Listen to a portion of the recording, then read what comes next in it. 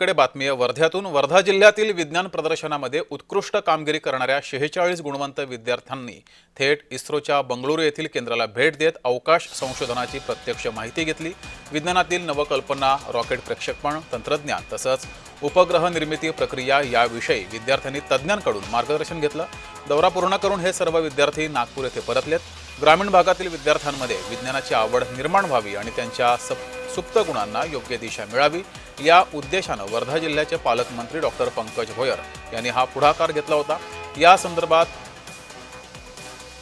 या विद्यार्थ्यांच्या चेहऱ्यावर आनंद सुद्धा बघायला मिळाला। अधिक माहिती घेऊया, आपले प्रतिनिधी तेजस मोहतुरे आपल्या सोबत जोडलेले आहेत। तेजस, हा एक स्तुत्य उपक्रम राबवला गेलेला आहे, त्यामुळे विद्यार्थ्यांच्या कलागुणांना वाव मिळणार आहे।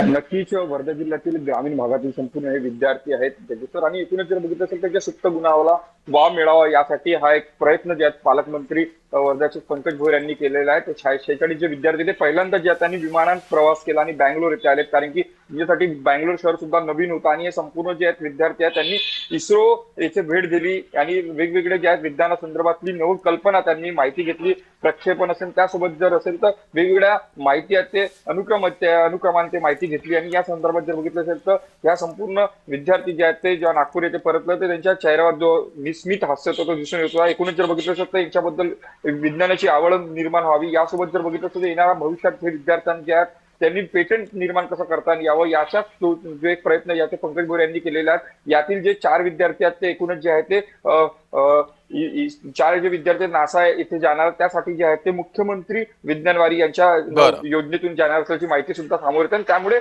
ग्रामीण भागातील विद्यार्थ्यांना अशा प्रकारची योजनेचा फायदा जर होत असेल तर येणाऱ्या काळात नक्कीच जे आहे ते देशासाठी एकूणच असे वैज्ञानिक निर्माण होतील हे सुद्धा यात शंका नाही। तेजस, तुम्ही असेच जोडलेले रहा।